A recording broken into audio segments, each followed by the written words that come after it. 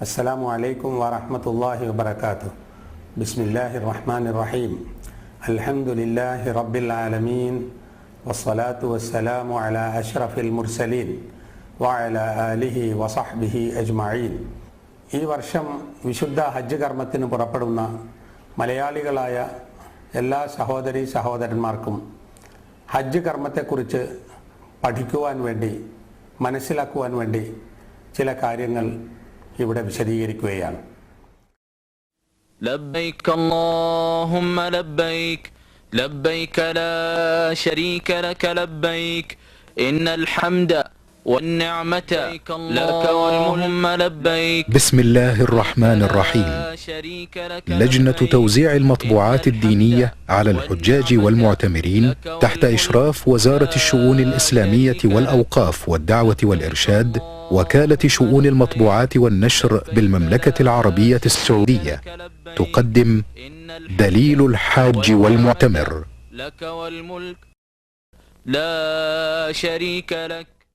لبيك اللهم لبيك لبيك لا شريك لك لبيك إن الحمد والنعمة لك والملك لا شريك لك.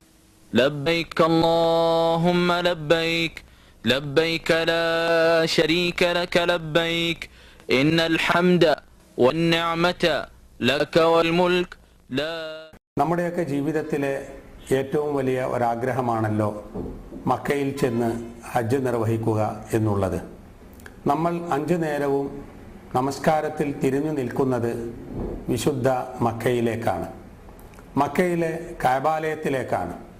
ആ കഅബാലയം കണ്ണുകൊണ്ട് കാണുവാനും അവിടെ താമസിക്കുവാനും കഅബാലയം തവാഫ് ചെയ്യുവാനും മക്കയിലുള്ള ഹജ്ജ് കർമ്മങ്ങൾ നിർവഹിക്കുവാനും ഏതൊരു മുസ്ലിമിനാണ് ആഗ്രഹം ഇല്ലാതിരിക്കുക?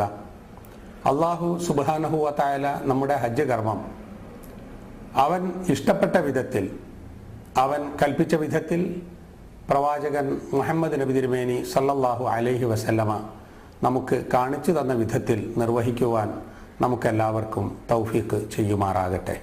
ശാരീരികവും സാമ്പത്തികവുമായ കഴിവും സുരക്ഷിതമായി യാത്ര ചെയ്ത് തിരിച്ചു വരുവാനുള്ള സൗകര്യവും ഒത്തിണങ്ങിയ മുഴുവൻ മുസ്ലിങ്ങൾക്കും ഹജ്ജ് നിർവഹിക്കുക എന്നത് അവരുടെ ബാധ്യതയാണ്.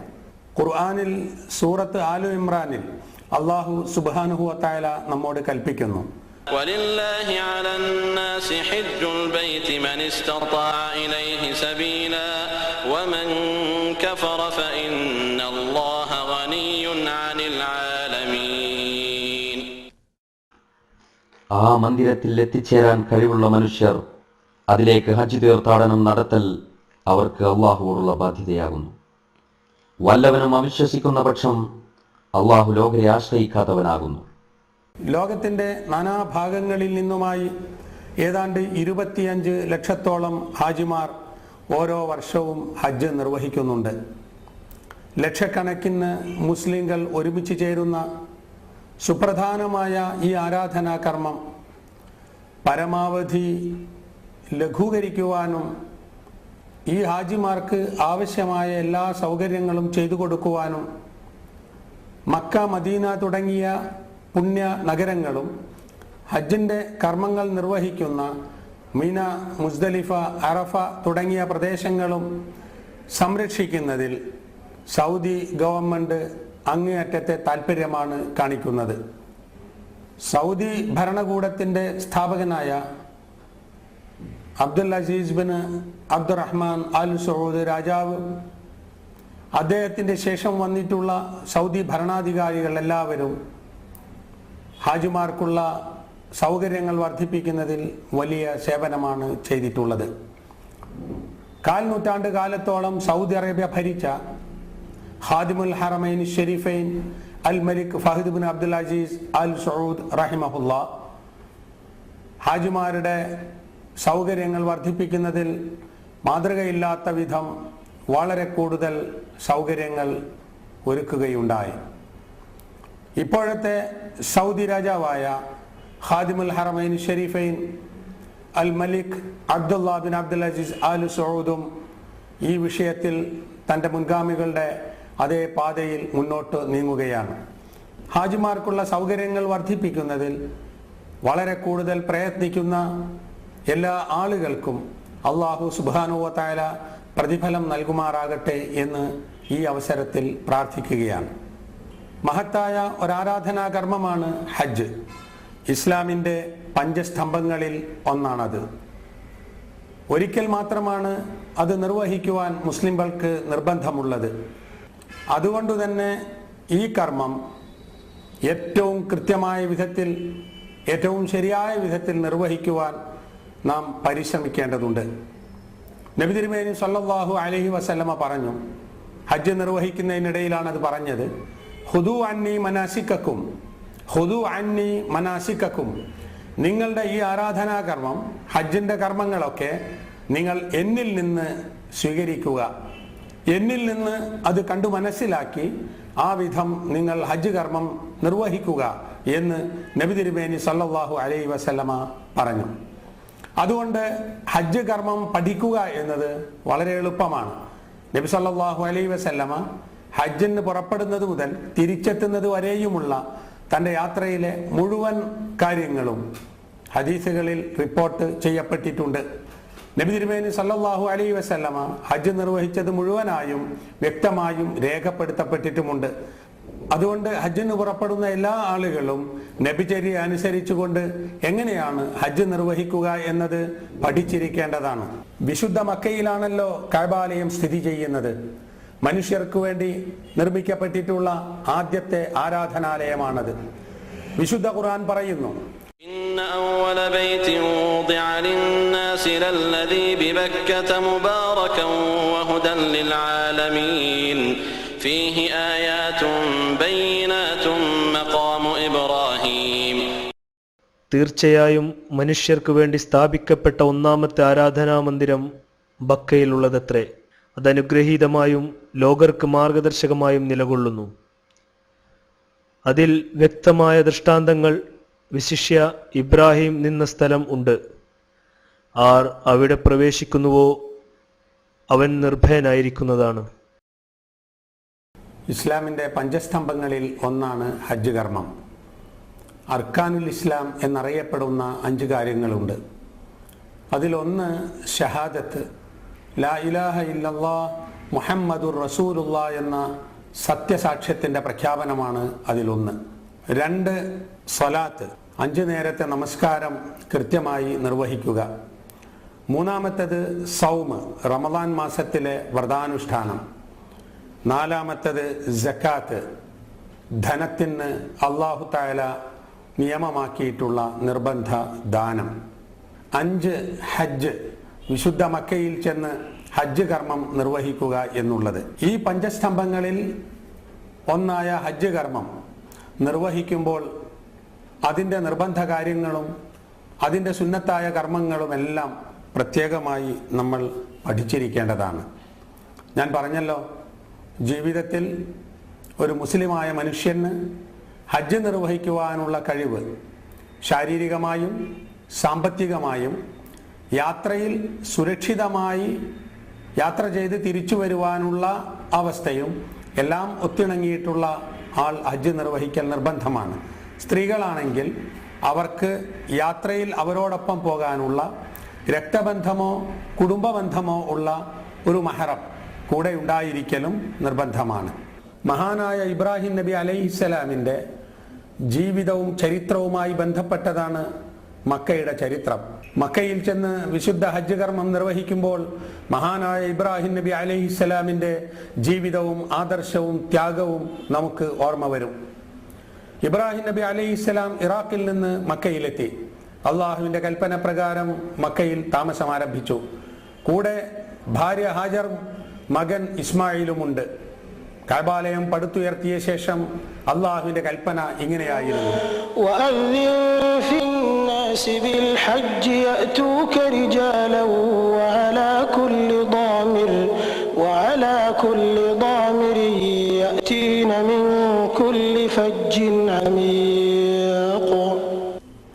ജനങ്ങളോട് മക്കയിൽ വന്ന് ഹജ്ജ് നിർവഹിക്കണമെന്ന് താങ്കൾ വിളംബരം ചെയ്യുക. താങ്കൾ അങ്ങനെ വിളംബരം ചെയ്താൽ നടന്നുകൊണ്ടും വാഹനങ്ങളിലായിക്കൊണ്ടും അവർ മക്കയിലേക്ക് വിദൂര പ്രദേശങ്ങളിൽ നിന്ന് വന്നെത്തുമെന്ന് അള്ളാഹു പറയുകയും ചെയ്തു. അന്ന് ഇബ്രാഹിം നബി അലൈഹിസ്സലാം വിളിച്ചു. ആളുകൾ ആ വിളി കേട്ടു. നിരന്തരമായി എന്നെന്നും എല്ലാ വർഷവും അള്ളാഹുവെ, ഞങ്ങളിതാ നിന്റെ വിളി കേട്ട് വന്നിരിക്കുന്നു എന്ന് പ്രഖ്യാപിച്ചുകൊണ്ട് ഹാജിമാർ മക്കയിലേക്ക് ഒഴുകുകയാണ്. ലബൈക് അല്ലാഹുമ്മ ലബൈക് ലബൈക ലാ ശരീക ലക ലബൈക് ഇന്നൽ ഹംദ വന്നിഅമത ലക വൽ മുൽക്ക് ലാ ശരീക ലക. അള്ളാഹുവെ, നിന്റെ വിളി കേട്ട് ഞങ്ങൾ ഇതാ വന്നിരിക്കുന്നു. നിന്റെ വിളി കേട്ട് ഞങ്ങൾ ഇതാ വന്നിരിക്കുന്നു. നിനക്ക് ഒരു പങ്കുകാരനുമില്ല. എല്ലാ സ്തുതിയും എല്ലാ അനുഗ്രഹവും എല്ലാ അധികാരവും അള്ളാഹുവെ നിന്റേതാണ്, നിനക്കുള്ളതാണ്. അതുകൊണ്ട് നീ അല്ലാതെ ഒരാരാധ്യനില്ല. നിന്റെ വിളി കേട്ടുകൊണ്ട് ഞങ്ങൾ ഇതാ വന്നിരിക്കുന്നു എന്ന് ആവർത്തിച്ച് ഹാജിമാർ തൽബിയത്തിലൂടെ പ്രഖ്യാപിക്കുകയാണ്. മക്കയിലാണല്ലോ ഹജ്ജ് കർമ്മം നടക്കുന്നത്. ആ മക്കയിലാണ് വിശുദ്ധ കഅബാലയം ഉള്ളത്. ആ കഅബാലയം മഹാനായ ഇബ്രാഹിം അലൈഹിസ്സലാം പടുത്തുയർത്തി.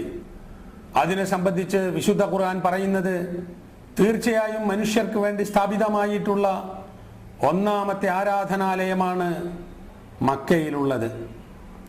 അത് അനുഗ്രഹീതവും ലോകർക്ക് മാർഗദർശനമായും നിലകൊള്ളുന്നു. മക്കയിലുള്ള ഈ ആരാധനാലയം, വിശുദ്ധ കഅബാലയം അനുഗ്രഹീതമാണ്. ലോകത്തുള്ള മനുഷ്യർക്ക് മാർഗദർശനവുമാണ്. അതുകൊണ്ട് തന്നെ മാർഗദർശനം തേടി അന്വേഷിക്കുന്ന മനുഷ്യർ, മാർഗദർശനത്തിന് വേണ്ടി ദാഹിക്കുന്ന മനുഷ്യർ കഅബാലയത്തിന്റെ ആദർശവും സന്ദേശവും ഉൾക്കൊള്ളേണ്ടത് അനിവാര്യവുമാണ്.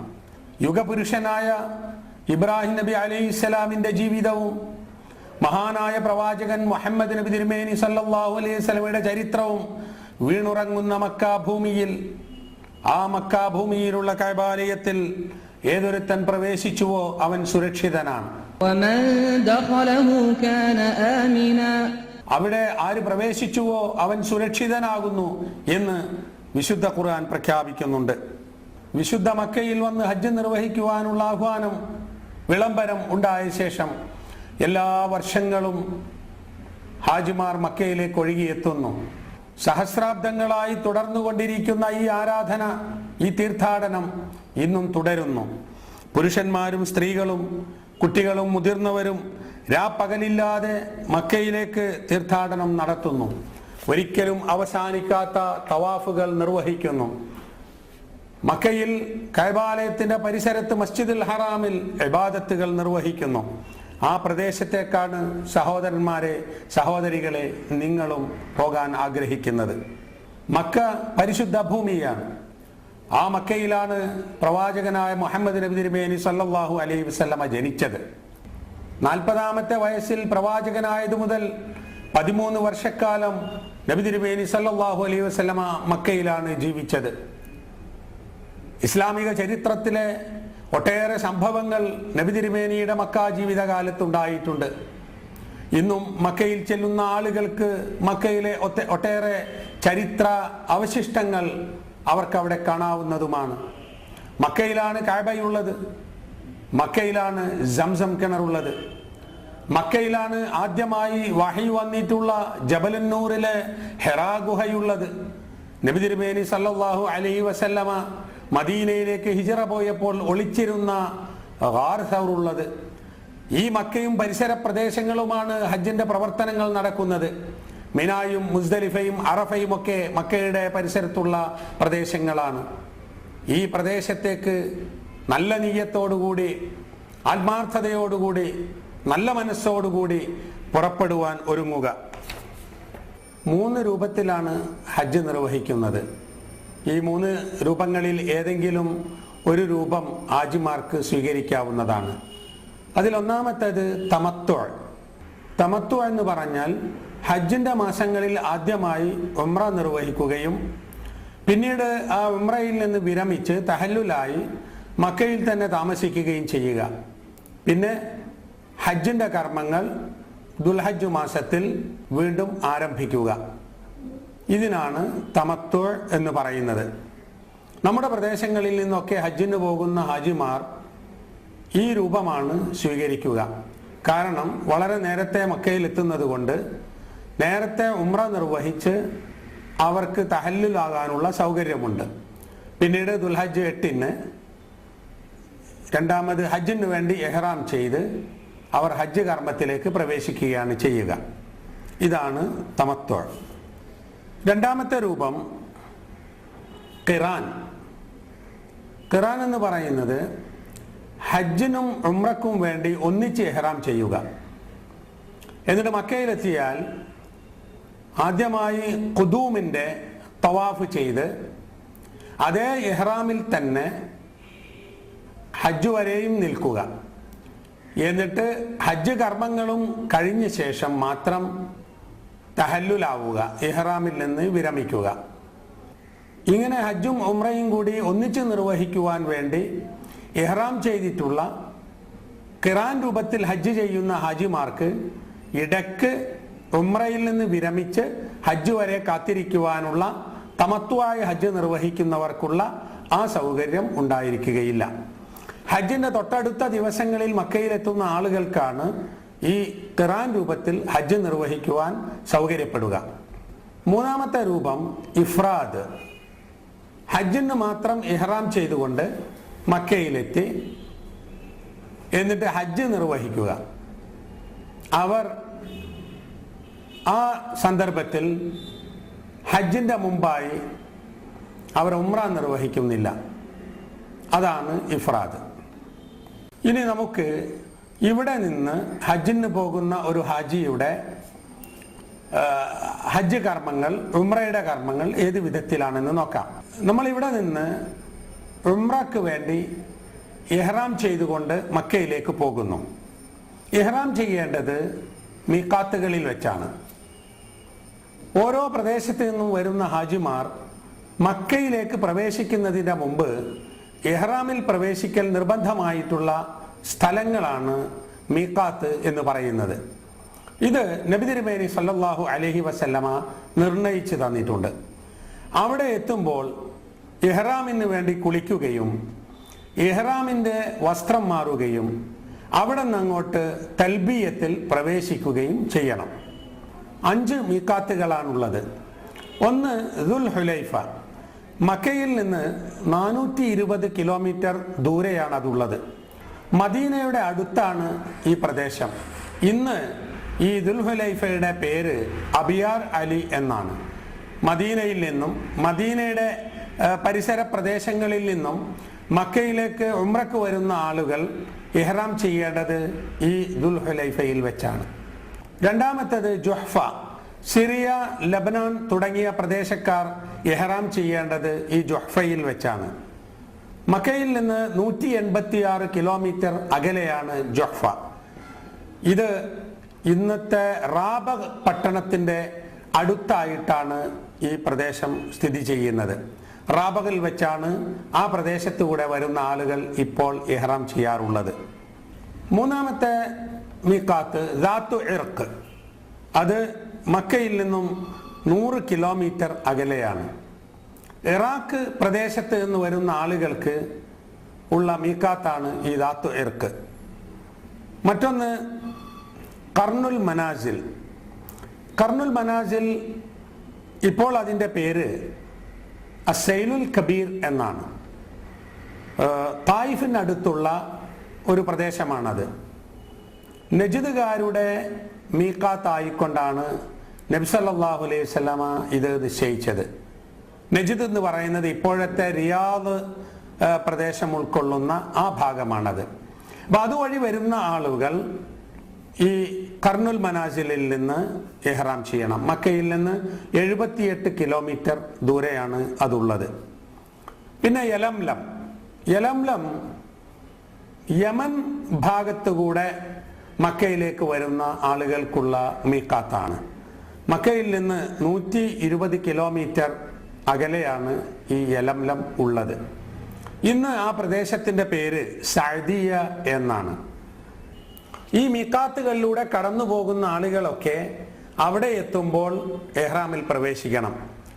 ഇപ്പോൾ നമ്മുടെ യാത്ര വിമാനത്തിലായതുകൊണ്ട് വിമാനം ഏത് വഴിയാണോ ഈ മക്കയിലെ പ്രദേശത്തേക്ക് കടക്കുന്നത്, അല്ലെങ്കിൽ നമ്മുടെ വിമാനത്താവളമായ ജിദ്ദയിലെത്തുന്നത്, എവിടെയാണ് മീഖാത്ത് കടന്നു പോകുന്നത്, അവിടെ വെച്ചാണ് നാം ഇഹ്റാമിൽ പ്രവേശിക്കേണ്ടത്.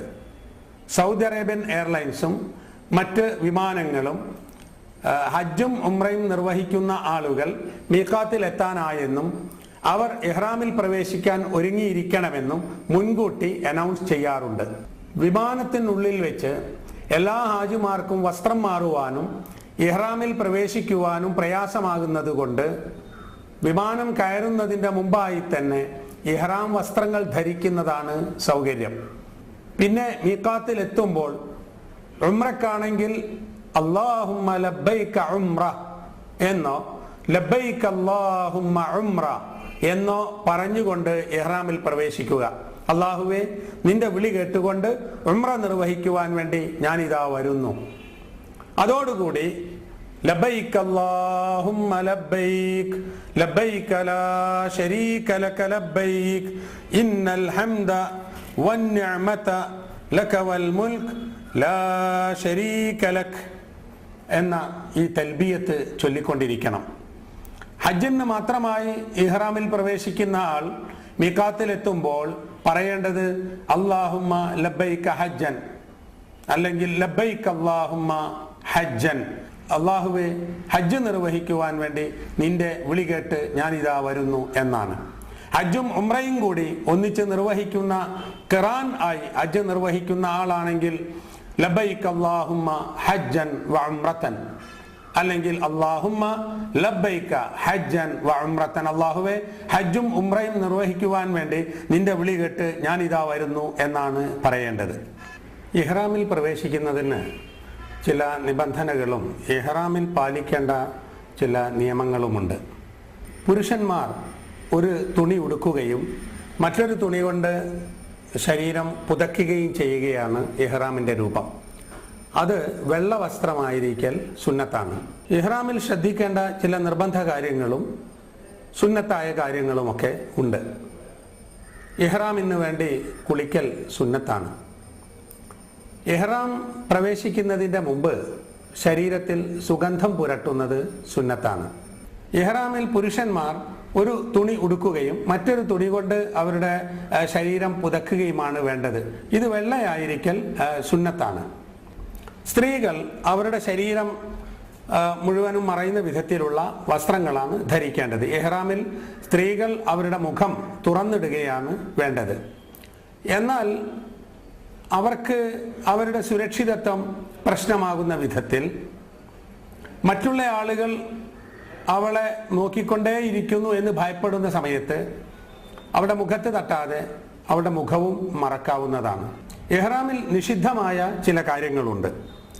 ഒന്ന്, മുടിയെടുക്കൽ. ഇഹ്റാമിൽ പ്രവേശിച്ചാൽ പിന്നെ മുടിയെടുക്കാൻ പാടില്ല, നഖം മുറിക്കാൻ പാടില്ല, പുരുഷന്മാർ തല മറക്കാൻ പാടില്ല, പുരുഷന്മാർ തുന്നിയതോ തുന്നിയ രൂപത്തിൽ നെയ്തിട്ടുള്ളതോ ആയ വസ്ത്രം ധരിക്കാൻ പാടില്ല, ഇഹ്റാമിൽ പ്രവേശിച്ച ശേഷം സുഗന്ധം ഉപയോഗിക്കാൻ പാടില്ല, കരയിലുള്ള പക്ഷിമൃഗാദികളെ വേട്ടയാടാൻ പാടില്ല, ലൈംഗിക വികാരത്തോടുകൂടി പെരുമാറുന്നതും സ്ത്രീകളെ സ്പർശിക്കുന്നതും പാടില്ല, വിവാഹം നടത്തുക, വിവാഹത്തെ കുറിച്ച് അന്വേഷിക്കുക തുടങ്ങിയ കാര്യങ്ങളും പാടില്ലാത്തതാണ്.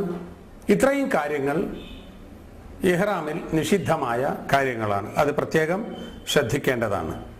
ഇഹ്റാമിൽ പാടില്ലാത്ത കാര്യങ്ങൾ അറിവില്ലായ്മ കൊണ്ടോ മറവി കൊണ്ടോ ആരെങ്കിലും ചെയ്തു പോയാൽ അതിൽ കുറ്റമൊന്നുമില്ല. അറിഞ്ഞുകൊണ്ടാണ് ചെയ്തിട്ടുള്ളതെങ്കിൽ അതിന് ഓരോന്നിനും അതിൻ്റെതായ പ്രായശ്ചിത്തം നിർവഹിക്കേണ്ടതുണ്ട്. ഇതിൽ സ്ത്രീ പുരുഷ ലൈംഗിക ബന്ധം ഇഹ്റാമിൻ്റെ സമയത്ത് സംഭവിച്ചാൽ ആ ഇഹ്റാം ബാത്തിലായിത്തീരുന്നതാണ്. ഹജ്ജിൻ്റെ ഇഹ്റാമിലാണ് സംഭവിച്ചതെങ്കിൽ ഹജ്ജ് ബാത്തിലാകുന്നതും പിന്നീട് അതിന് പ്രായശ്ചിത്തം നടത്തേണ്ടതും അടുത്ത വർഷം വന്ന് ഹജ്ജ് നിർവഹിക്കേണ്ടതുമാണ്. പുരുഷന്മാർ തലമറക്കാൻ പാടില്ല എന്ന് പറഞ്ഞല്ലോ ഇഹ്റാമിൽ. എന്നാൽ വെയിൽ കൊള്ളാതിരിക്കാൻ വേണ്ടി കുട കൊണ്ടോ മറ്റോ മറച്ചു പിടിക്കുന്നത് തെറ്റാവുകയില്ല. അതുപോലെ തനിക്ക് അത്യാവശ്യമുള്ള എന്തെങ്കിലും സാധനങ്ങൾ തലയിൽ ചുമന്നാലും തല മറക്കുക എന്ന കുറ്റത്തിൽ പെടുകയില്ല. അത്യാവശ്യ വസ്തുക്കൾ കൂടെ കൊണ്ടുപോകാൻ, ഉദാഹരണത്തിന് ഒരാൾ എപ്പോഴും ഉപയോഗിക്കുന്ന കണ്ണട, ബെൽറ്റ്, പേഴ്സ് തുടങ്ങിയ വസ്തുക്കൾ ഇഹ്റാമിൽ ഉപയോഗിക്കുന്നതിൽ തെറ്റില്ല. സ്ത്രീകൾക്ക് മാത്രം നിഷിദ്ധമായ കാര്യം സ്ത്രീകൾ കയ്യുറ ധരിക്കുകയോ മുഖം മറക്കുകയോ ചെയ്യുക. ഈ കാര്യങ്ങളൊക്കെ ഇഹ്റാമിൽ പ്രവേശിച്ചാൽ വളരെ ശ്രദ്ധിക്കേണ്ട കാര്യങ്ങളാണ്. ഇതിൽ മുടി, നഖം മുതലായവ നീക്കം ചെയ്യുക, സുഗന്ധം ഉപയോഗിക്കുക, സ്ത്രീകളുമായി ലൈംഗിക വികാരം ഉണർത്തുന്ന രൂപത്തിൽ പെരുമാറുക, അതുപോലെ സ്ത്രീകൾ മുഖമൂടിയോ കയ്യുറയോ ധരിക്കുക, പുരുഷന്മാർ തുന്നപ്പെട്ടതോ തുന്നിയ വിധത്തിൽ നെയ്തിട്ടുള്ളതോ ആയ വസ്ത്രം ധരിക്കുക. ഇത്തരം കാര്യങ്ങളൊക്കെ ചെയ്താൽ അതിനവർ പ്രായശ്ചിത്തം നൽകേണ്ടതാണ്. ഒരു ആടിനെ അറുത്ത് വിതരണം ചെയ്യുകയോ 6 സാധുക്കൾക്ക് ഭക്ഷണം നൽകുകയോ അല്ലെങ്കിൽ 3 ദിവസം നോമ്പനുഷ്ഠിക്കുകയോ ആണ് അതിനുള്ള പ്രായശ്ചിത്തം. ഇഹ്റാം അവസ്ഥയിൽ സ്ത്രീ പുരുഷ ലൈംഗിക ബന്ധം ഉണ്ടായാൽ ആ ഇഹ്റാം അവർക്ക് ബാത്തിലാകും. ഹജ്ജിൽ അങ്ങനെ സംഭവിച്ചാൽ ഹജ്ജ് ദുർബലപ്പെടുന്നതാണ്. അതിന് അവർ പ്രായശ്ചിത്തം നൽകേണ്ടതാണ്. അതിന് പകരമായി അവർ അടുത്ത വർഷം വന്ന് ഹജ്ജ് നിർവഹിക്കേണ്ടതുമാണ്. ഒരാൾ പ്രത്യേക കാരണം കൊണ്ടോ മറന്നോ അറിവില്ലാതെയോ നിർബന്ധിതനായോ നിഷിദ്ധമായ മേൽപ്പറഞ്ഞ കാര്യങ്ങൾ ചെയ്തു പോയാൽ അവൻ പ്രായശ്ചിത്തമായി ഒന്നും ചെയ്യേണ്ടതില്ല. അവൻ കുറ്റക്കാരൻ ആവുകയുമില്ല. അള്ളാഹു പറയുന്നു, ലൈസ അലൈക്കും ജുനാഹുൻ ഫീമാ അഖ്തഅതും ബിഹി വലാകിൻ മാ തഅമ്മദത് ഖുലൂബുക്കും. അബദ്ധവശാൽ നിങ്ങൾ ചെയ്തു പോയതിൽ നിങ്ങൾക്ക് കുറ്റമില്ല, പക്ഷേ നിങ്ങളുടെ ഹൃദയങ്ങൾ അറിഞ്ഞുകൊണ്ട് ചെയ്തത് കുറ്റമാകുന്നു എന്ന്. വാഹനത്തിൽ കയറുന്ന സന്ദർഭത്തിൽ പറയാനുള്ള ദിക്റുകളും പ്രാർത്ഥനകളും നാം ശ്രദ്ധിക്കേണ്ടതാണ്. ബിസ്മി പറഞ്ഞുകൊണ്ട് വാഹനത്തിൽ പ്രവേശിക്കുകയും വാഹനത്തിൽ ഇരുന്നു കഴിഞ്ഞാൽ സുബ്ഹാനല്ലദീ സഖറ ലനാ ഹാദാ വമാ കുന്നാ ലഹു മുഖ്രിനീൻ ഇന്നാ ഇലാ റബ്ബിനാ ലമുൻഖലിബൂൻ എന്ന് തുടങ്ങുന്ന പ്രാർത്ഥന പറയേണ്ടതാണ്. അതിൻ്റെ അർത്ഥം ഈ വാഹനത്തെ നമുക്ക് സൗകര്യപ്പെടുത്തി തന്ന, നിയന്ത്രണ വിധേയമാക്കി തന്ന അള്ളാഹുവിനാണ് സർവസ്തുതിയും. അവൻ്റെ പരിശുദ്ധിയെ ഞാൻ വാഴ്ത്തുന്നു. ഇത് നിയന്ത്രിക്കാൻ നമുക്ക് സാധ്യമല്ല എന്ന പ്രാർത്ഥന പറയേണ്ടതാണ്. ദുആഉ സഫർ എന്നറിയപ്പെടുന്ന യാത്രയിലുള്ള മറ്റ് പ്രാർത്ഥനകളും പറയേണ്ടതാണ്. മീഖാത്തിലെത്തുമ്പോൾ ഇഹ്റാമിൽ പ്രവേശിച്ച് തൽബിയത്ത് ചൊല്ലിക്കൊണ്ടിരിക്കണം എന്ന് പറഞ്ഞുവല്ലോ. ആ തൽബിയത്ത് നമ്മൾ മക്കയിലെത്തി കഅബ തവാഫ് ചെയ്യുന്നത് വരെയും നമ്മൾ ആവർത്തിച്ച് കൊണ്ടിരിക്കേണ്ടതാണ്. നമ്മൾ ജിദ്ദയിൽ ഇറങ്ങിയാൽ അവിടെ കസ്റ്റംസ് ക്ലിയറൻസ്, എമിഗ്രേഷൻ തുടങ്ങിയ കാര്യങ്ങൾ പൂർത്തിയാക്കിയ ശേഷം പുറത്തു വരുന്നതാണ്. അവനവൻ്റെ സാധനങ്ങൾ എടുത്ത് പുറത്തു വന്നാൽ സൗദി അറേബ്യയിൽ സർക്കാർ നിശ്ചയിച്ചിട്ടുള്ള ഏജൻസികൾ, മുത്തവ്വിഫാരുടെ പ്രതിനിധികൾ നമ്മെ മക്കയിലേക്ക് കൊണ്ടുപോകുന്നതാണ്. മക്കയിലെത്തിയാൽ നാം നമ്മുടെ താമസ സ്ഥലത്ത് എത്തിയ ശേഷം വുളു ചെയ്ത് ഇഹ്റാമോടുകൂടി ഉംറ നിർവഹിക്കുവാൻ വേണ്ടി ഹറമിലേക്ക് പുറപ്പെടുന്നു. ഹറമിലെത്തിയാൽ, മക്കയിൽ ഹറമിലെത്തിയാൽ ആദ്യമായി തവാഫാണ്. തവാഫ് 7 തവണയാണ്. കഅബയുടെ ചുറ്റും ഹജറുൽ അസ്വദിൽ നിന്ന് ആരംഭിച്ച് ഹജറുൽ അസ്വദിൽ തന്നെ അവസാനിക്കുന്നതാണ് ഒരു ചുറ്റ്. എല്ലാ പള്ളികളിലും പ്രവേശിക്കുമ്പോൾ പറയും പോലെ മസ്ജിദുൽ ഹറാമിലേക്ക് പ്രവേശിക്കുമ്പോഴും ബിസ്മില്ലാഹിർ റഹ്മാനിർ റഹീം അല്ലാഹുമ്മ ഫ്തഹ്ലി അബ്വാബ റഹ്മതിക എന്ന പ്രാർത്ഥന പറയണം. പരമകാരുണികനും കരുണാനിധിയുമായ അല്ലാഹുവേ, നിന്റെ നാമത്തിൽ ഞാൻ ആരംഭിക്കുന്നു, എനിക്ക് നിന്റെ കാരുണ്യത്തിന്റെ കവാടങ്ങൾ നീ തുറന്നു തരണമേ എന്ന ഈ പ്രാർത്ഥന പറഞ്ഞുകൊണ്ട് വലത് കാൽ വെച്ചുകൊണ്ട് മസ്ജിദുൽ ഹറാമിൽ പ്രവേശിച്ച് നേരെ കഅബയിലേക്ക് ചെല്ലുക. ഈ പുരുഷന്മാർ അവരുടെ വസ്ത്രം ഇളുത്തിബാൾ എന്ന രൂപത്തിൽ ധരിക്കേണ്ടതാണ്. അതായത് മേൽവസ്ത്രം, പുതയ്ക്കുന്ന വസ്ത്രം വലത് ചുമൽ പുറത്തായിക്കൊണ്ട് ആ വസ്ത്രത്തിൻ്റെ മധ്യഭാഗം വലത് കക്ഷത്തിലൂടെ ആയിക്കൊണ്ട് ധരിക്കുന്നതാണ് ഇൽത്തിബാൾ. ആദ്യത്തെ തവാഫിൽ 3 തവണ അല്പം വേഗത്തിൽ കാലുകൾ അടുത്തു വെച്ചുകൊണ്ട് ഇളകി ഓടി നടക്കുന്നത് സുന്നത്താണ്. അതിന് റംല് എന്ന് പറയും. ഹജറുൽ അസ്വദിനടുത്തെത്തിയാൽ ഹജറുൽ അസ്വദ് ചുംബിക്കുന്നത് സുന്നത്താണ്. അതിന് കഴിയില്ലെങ്കിൽ അത് തൊടുകയും തൊട്ട് മുത്തുകയും ചെയ്യാവുന്നതാണ്. അതിനും കഴിയുന്നില്ലെങ്കിൽ ഹജറുൽ അസ്വദിന്റെ നേരെ എത്തുമ്പോൾ കൈകൊണ്ട് ആംഗ്യം കാണിക്കാവുന്നതാണ്. ഹജറുൽ അസ്വദ് തൊട്ടുമുത്തുമ്പോഴും അവിടെ ചുംബിക്കുമ്പോഴും അതിന് നേരെ ആംഗ്യം കാണിക്കുമ്പോഴും ബിസ്മില്ലാഹി വല്ലാഹു അക്ബർ എന്ന് പറയൽ സുന്നത്താണ്. ഇവിടെ ശ്രദ്ധിക്കേണ്ട ഒരു കാര്യമുണ്ട്. ഹജറുൽ അസ്വദ് ചുംബിക്കുന്നത് നബി തിരുമേനി സല്ലല്ലാഹു അലൈഹി വസല്ലമയുടെ ഒരു ചര്യ എന്ന നിലക്കാണ്.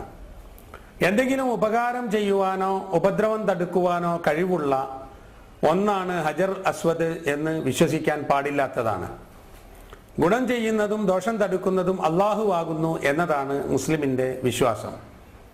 അതിൽ നിന്ന് തെറ്റി ഒരു കല്ലാണ് നമുക്ക് ഗുണവും ദോഷവും വരുത്തുന്നത് എന്ന് വിശ്വസിക്കുന്നത് അള്ളാഹുവിലുള്ള വിശ്വാസത്തിൽ നിന്നുള്ള ഒരു മാറ്റമായിരിക്കും. അള്ളാഹു പൊറുക്കാത്ത ഷിർക്കിലേക്ക് എത്തുന്ന ഒരു വിശ്വാസമായി തീരുന്നതുമാണ്. ഉമർ റളിയല്ലാഹു അൻഹു ഹജറുൽ അസ്വദ് ചുംബിച്ചപ്പോൾ അത് പ്രഖ്യാപിച്ചിട്ടുമുണ്ട്. ഹജറുൽ അസ്വദിനെ നോക്കിക്കൊണ്ട് പറഞ്ഞു, ഒരു ഉപദ്രവവും ഒരു ഉപകാരവും ചെയ്യാത്ത കല്ലാണ് നീ. അള്ളാഹുവിന്റെ പ്രവാചകൻ നബി തിരുമേനി സല്ലല്ലാഹു അലൈഹി വസല്ലമ നിന്നെ ചുംബിച്ചത് കൊണ്ട് മാത്രമാണ് ഞാൻ നിന്നെ ചുംബിക്കുന്നത് എന്ന്. തവാഫ് ആരംഭിക്കുമ്പോൾ ഹജറുൽ അസ്വദിൽ നിന്ന് ആരംഭിച്ച് മുന്നോട്ട് നീങ്ങുമ്പോൾ അല്ലാഹുമ്മ ഈമാനൻ ബിക വതസ്ദീഖൻ ബി കിതാബിക വവഫാഅൻ ബി അഹ്ദിക വതിബാഅൻ ലിസുന്നത്തി നബിയിക മുഹമ്മദിൻ സല്ലല്ലാഹു അലൈഹി വസല്ലം എന്ന് പറയൽ സുന്നത്താണ്. അല്ലാഹുവേ, നിന്നിൽ വിശ്വസിച്ചുകൊണ്ട് നിന്റെ ഗ്രന്ഥത്തെ സത്യമാക്കിക്കൊണ്ട് നീയുമായുള്ള കരാർ പാലിച്ചുകൊണ്ട് നിന്റെ പ്രവാചകൻ മുഹമ്മദ് നബി തിരുമേനി സല്ലല്ലാഹു അലൈഹി വസല്ലമയെ പിന്തുടർന്നുകൊണ്ട് ആണ് ഇക്കാര്യങ്ങൾ ഞാൻ ചെയ്യുന്നത് എന്നാണ് ആ പ്രഖ്യാപനത്തിൽ, ആ പ്രാർത്ഥനയിൽ ഉള്ളത്. തവാഫിൽ റുക്നുൽ യമാനിയിൽ എത്തുമ്പോൾ, അതായത് 4ാമത്തെ മൂല, ഹജറുൽ അസ്വദ് 1, അടുത്തത് പിന്നെയുള്ളത്, അങ്ങനെ 4ാമത്തെ മൂലയിലെത്തുമ്പോൾ, ഹജറുൽ അസ്വദിന്റെ തൊട്ടു മുമ്പുള്ള മൂലയിലെത്തുമ്പോൾ അവിടെ സ്പർശിക്കുന്നത് സുന്നത്താണ്. അവിടെ ചുംബിക്കുകയോ അവിടെ സ്പർശിച്ച കരങ്ങളോ അല്ലെങ്കിൽ വസ്തുക്കളോ ചുംബിക്കുന്നതോ അതിന് നേരെ ആംഗ്യം കാണിക്കുന്നതോ സുന്നത്തില്ല. അവിടെ നടന്നു പോകുമ്പോൾ അവിടെ സ്പർശിക്കുക എന്ന് മാത്രമാണ്. അവിടെ മുതൽ ഹജറുൽ അസ്വദ് വരെയുള്ള സ്ഥലത്ത്, ആ സ്ഥലത്ത് തവാഫ് ചെയ്തുകൊണ്ടിരിക്കുന്ന സമയത്ത് ربنا آتنا في الدنيا حسنة وفي الآخرة حسنة وقنا عذاب النار എന്ന് പറയൽ സുന്നത്താണ്. 7 തവണ തവാഫ് ചെയ്യുമ്പോഴും നമുക്ക് അറിയാവുന്ന പ്രാർത്ഥനകൾ ചൊല്ലുക, ദിക്റുകൾ ചൊല്ലുക, ഖുർആൻ പാരായണം ചെയ്യുക, നമുക്ക് അള്ളാഹുവിനോട് ആവശ്യപ്പെടാനുള്ള എല്ലാ കാര്യങ്ങളും ആവശ്യപ്പെടുക. ഇതാണ് തവാഫിൽ ചെയ്യാനുള്ളത്. തവാഫിൽ ആളുകളെ തിക്കിത്തിരക്കുകയോ അനാവശ്യമായ ശബ്ദകോലാഹലങ്ങൾ ഉണ്ടാക്കുകയോ ചെയ്യാൻ പാടില്ലാത്തതാണ്. ശാന്തമായി ഭക്തിയോടുകൂടി പ്രാർത്ഥന നിർഭരമായ മനസ്സോടുകൂടി ആയിരിക്കണം ഈ കർമ്മം നിർവഹിക്കുന്നത്. കഅബാലയത്തിന്റെ ഭിത്തികളിൽ പിടിച്ചു കയറുന്നതും കഅബ മൂടിയിട്ടുള്ള അതിന്റെ കിസ്വ അല്ലെങ്കിൽ അതിന്റെ കില്ല പിടിച്ചു പറിക്കുന്നതും കഅബയുടെ എല്ലാ ഭാഗങ്ങളിലും ചുംബിച്ചുകൊണ്ടിരിക്കുന്നതും ഒക്കെ തന്നെ നബിചര്യയിൽപ്പെടാത്ത കാര്യങ്ങളാണ്. അത്തരത്തിൽ ആരെങ്കിലും ചെയ്യുന്നത് കണ്ടുകൊണ്ട് വിവരമില്ലാതെ നമ്മളും അങ്ങനെ പ്രവർത്തിക്കാൻ ഒരിക്കലും ശ്രമിക്കാൻ പാടില്ലാത്തതാണ്. തവാഫ് ചെയ്യുന്നത് കഅബയുടെയും ഹിജ്റിന്റെയും പുറത്തുകൂടെ ആയിരിക്കണം. കഅബയുടെ ചുറ്റുമാണല്ലോ തവാഫ് ചെയ്യേണ്ടത്. കഅബയിൽപ്പെട്ട സ്ഥലമാണ് കഅബയോട് ചേർന്നിട്ടുള്ള ഹിജ്ർ എന്ന് പറയുന്നത്. ഇബ്രാഹിം നബി അലൈഹിസ്സലാമിന്റെ കാലത്ത് കഅബ നിർമ്മിച്ച സമയത്ത് ആ ഹിജ്റും കൂടി കഅബയിൽപ്പെട്ടതായിരുന്നു. പിന്നീട് കഅബ പുനർനിർമ്മാണം നടന്ന സന്ദർഭത്തിൽ ആ ഭാഗം പുറത്ത് ആവുകയാണ് ഉണ്ടായത്. യഥാർത്ഥത്തിൽ അതും കൂടി കഅബയിൽപ്പെട്ടതാണ്. അതുകൊണ്ട് തന്നെ തവാഫ് ചെയ്യുമ്പോൾ ഹിജ്റിന് പുറത്തുകൂടി ആയിരിക്കാൻ ശ്രദ്ധിക്കേണ്ടതാണ്. തവാഫ് ചെയ്യുന്ന സന്ദർഭത്തിൽ മറ്റുള്ളവർക്ക് ശല്യമാകുന്ന വിധത്തിൽ ശബ്ദകോലാഹലങ്ങൾ ഉണ്ടാക്കുന്നതും ആളുകളെ തിക്കിത്തിരക്കുന്നതുമൊക്കെ ഒഴിവാക്കേണ്ട കാര്യങ്ങളാണ്. പ്രത്യേകിച്ച് ഹജറുൽ അസ്വദിന്റെ അടുത്ത് ആളുകൾ എപ്പോഴും തിക്കും തിരക്കും ഉണ്ടാക്കും. 7 തവണ തവാഫ് ചെയ്തു കഴിഞ്ഞാൽ ഹജറുൽ അസ്വദിൽ 7ാമത്തെ തവാഫ് അവസാനിച്ചാൽ പിന്നെ നമ്മൾ മഖാമ് ഇബ്രാഹിമിൽ ചെന്ന് 2 റക്അത്ത് സുന്നത്ത് നമസ്കരിക്കണം. അവിടെ തിരക്കാണെങ്കിൽ, സൗകര്യമുണ്ടെങ്കിൽ പള്ളിയിൽ എവിടെ വെച്ച് നമസ്കരിച്ചാലും മതി. അതിൽ ആദ്യത്തെ റക്അത്തിൽ സൂറത്തുൽ ഫാത്തിഹയ്ക്ക് ശേഷം ഖുൽ യാ അയ്യുഹൽ കാഫിറൂൻ എന്ന് തുടങ്ങുന്ന സൂറത്തുൽ കാഫിറൂൻ, രണ്ടാമത്തെ റക്അത്തിൽ ഫാത്തിഹയ്ക്ക് ശേഷം സൂറത്തുൽ ഇഖ്ലാസ് ഖുൽ ഹുവല്ലാഹു അഹദ് എന്ന സൂറത്തും അതുമാണ് ഓതേണ്ടത്. തവാഫിന്റെ സുന്നത്ത് നമസ്കാരവും നിർവഹിച്ച ശേഷം നബി തിരുമേനി സല്ലല്ലാഹു അലൈഹി വസല്ലമ സംസം കിണറിൻ്റെ അടുത്തേക്ക് നീങ്ങുകയും ധാരാളമായി സംസം വെള്ളം കുടിക്കുകയും ചെയ്തിരുന്നു. ഭൂമുഖത്തെ ഏറ്റവും പുണ്യമുള്ള ഒരു വെള്ളമാണ് സംസം വെള്ളം. ഇതാണ് സംസം കിണറിൻ്റെ ഇപ്പോഴത്തെ അവസ്ഥ. സഫ മറവക്കിടയിലുള്ള സഅയാണ് നമുക്ക് നിർവഹിക്കാനുള്ളത്. നേരെ സഫ മലയിലേക്ക് ചെല്ലുക.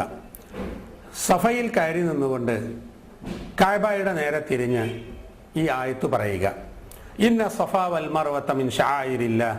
സഫയും മർവയും ഒക്കെ അള്ളാഹുവിൻ്റെ അടയാളങ്ങളാണ് എന്ന് പ്രഖ്യാപിക്കുന്ന ഈ ആയത്ത് പറയുകയും അവിടെ വെച്ച് കഅബയുടെ നേരെ തിരിഞ്ഞു നിന്ന് ദീർഘമായി പ്രാർത്ഥിക്കുകയും ചെയ്യുക. സഫയിൽ നിന്നിറങ്ങി മർവയിലേക്കുള്ള നടത്തത്തിൽ അല്പസമയം കഴിഞ്ഞാൽ വളരെ വേഗത്തിൽ നാം സഅയ് നടത്തേണ്ടതാണ്, ഓടുന്ന വിധത്തിൽ.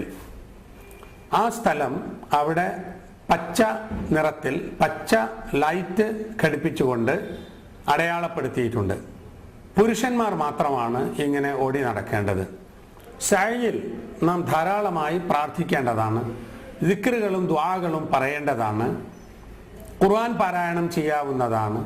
ഹദീസിൽ വന്നിട്ടുള്ള ഒരു പ്രാർത്ഥന ഇതാണ്, ലാ ഇലാഹ ഇല്ലല്ലാഹ് വല്ലാഹു അക്ബർ, ലാ ഇലാഹ ഇല്ലല്ലാഹു വഹ്ദഹു ലാ ശരീക ലഹു ലഹുൽ മുൽക്കു വലഹുൽ ഹംദു യുഹ്യി വയുമീതു വഹുവ അലാ കുല്ലി ഷൈഇൻ ഖദീർ, ലാ ഇലാഹ ഇല്ലല്ലാഹു വഹ്ദഹു അൻജസ വഅദഹു വനസറ അബ്ദഹു വഹസമൽ അഹ്സാബ വഹ്ദഹു. അല്ലാഹു അല്ലാതെ മറ്റൊരാരാധ്യനില്ല. അള്ളാഹു ഏറ്റവും മഹാനാണ്. അള്ളാഹു അല്ലാതെ ഒരാരാധ്യനുമില്ല. അവൻ ഏകനാണ്. അവന് ഒരു പങ്കുകാരുമില്ല. രാജാധിപത്യം അവനുള്ളതാണ്. സർവസ്തുതിയും അവനുള്ളത് തന്നെ. അവൻ ജീവിപ്പിക്കുകയും മരിപ്പിക്കുകയും ചെയ്യുന്നു. അവൻ സർവശക്തനാണ്. അള്ളാഹു അല്ലാതെ ഒരാരാധ്യനുമില്ല തന്നെ. അവൻ ഏകൻ മാത്രം. തൻ്റെ വാഗ്ദാനം അവൻ നിറവേറ്റി. തൻ്റെ അടിമയെ അവൻ സഹായിച്ചു. ശത്രുക്കളെ അവൻ ഒറ്റയ്ക്ക് പരാജയപ്പെടുത്തി. ഇത് സഅയിന്റെ സന്ദർഭത്തിൽ പറയൽ സുന്നത്താണ്.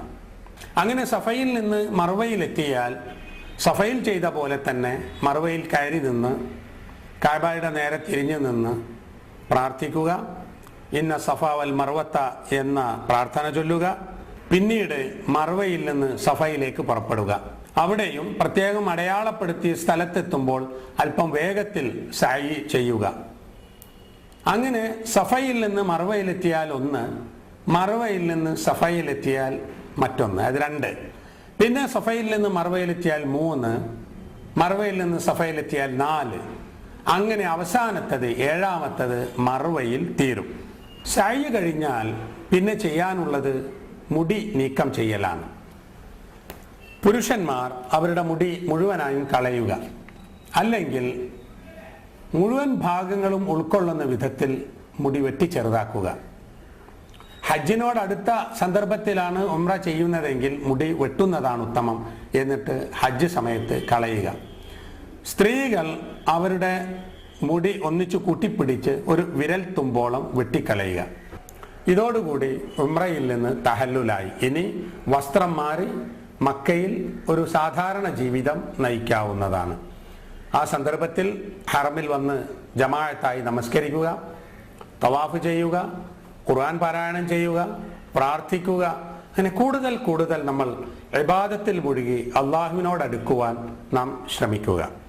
മക്കയിലെത്തി ഉംറ നിർവഹിച്ച് ഹജ്ജ് പ്രതീക്ഷിച്ചുകൊണ്ട് അവിടെ കഴിഞ്ഞുകൂടുന്ന ആളുകൾ ഇനി ദുൽഹജ്ജ് 8-നാണ് ഹജ്ജിൻ്റെ കർമ്മങ്ങൾ ആരംഭിക്കുന്നത്. ദുൽഹജ്ജ് 8 കാലത്ത് കുളിച്ച് വൃത്തിയായി ഹജ്ജിന് വേണ്ടി ഇഹ്റാമിൽ പ്രവേശിക്കുക. നേരത്തെ ഉംറക്ക് എഹ്റാം ചെയ്യുമ്പോൾ പറഞ്ഞിട്ടുള്ള എല്ലാ കാര്യങ്ങളും ശ്രദ്ധിക്കുക, അതിൻ്റെ നിയമങ്ങളും നിബന്ധനകളും സുന്നത്തുകളും ഒക്കെ പാലിക്കുക. അങ്ങനെ എഹ്റാമിൽ പ്രവേശിച്ച് ഉച്ചയ്ക്ക് മുമ്പായി, ളുഹറിൻ്റെ മുമ്പായി മിനയിലെത്തുക.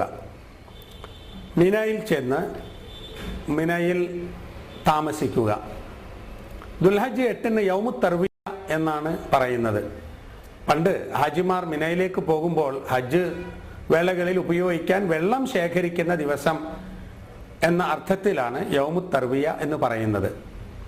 ദുൽഹജ്ജ് 8 മിനയിലെത്തിയാൽ അവിടെ എത്തിയിട്ട് നമ്മുടെ താമസ സ്ഥലത്ത് കഴിച്ചു കൂട്ടുക.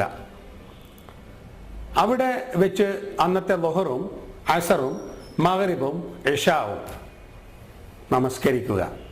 ഈ ഓരോ നമസ്കാരങ്ങളും 4 റക്അത്തുള്ള നമസ്കാരങ്ങൾ അതാതിൻ്റെ സമയത്ത് ഈ 2 റക്അത്തായാണ് മിനായിൽ നമസ്കരിക്കേണ്ടത്. അത് ഹജ്ജ് കർമ്മത്തിൻ്റെ ഒരു പ്രത്യേകതയാണ്. കസ്റാക്കിക്കൊണ്ടുള്ള നമസ്കാരം മിനായിൽ ഈ ദുൽഹജ്ജ് 8-നും പിന്നീട് ഹജ്ജിൻ്റെ ദിവസങ്ങളിലുമൊക്കെ മിനായിൽ നമസ്കരിക്കുന്ന ക്രമം അതാണ്. ളുഹർ 4 റക്അത്തുള്ളത് 2 റക്അത്ത്, അസർ 4 റക്അത്തുള്ളത് 2 റക്അത്ത്, ഇഷ 4 റക്അത്തുള്ളത് 2 റക്അത്ത്, പിന്നെ സുബഹി 2 റക്അത്ത്, മഗ്രിബ് 3 റക്അത്ത്. കസറാക്കില്ലല്ലോ. ഈ ഓരോന്നും അതാതിൻ്റെ വക്തിൽ നമസ്കരിക്കുക.